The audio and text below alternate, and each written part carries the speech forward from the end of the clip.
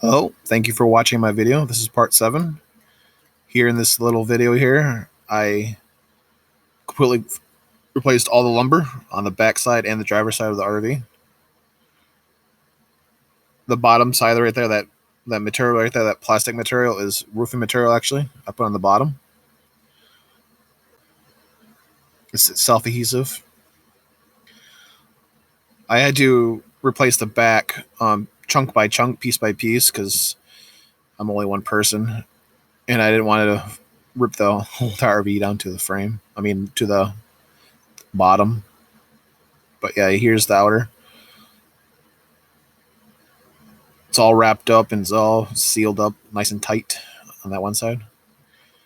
You can see where I did the left and right section, replaced the back end right here. There's supports at the moment right now holding everything together.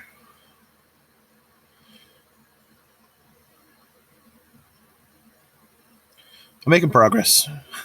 See how the plastic wrap right there? I wrapped all the lumber on the bottom of the side with this plastic wrap, so in the future there'll be no further water damage. Thanks for watching.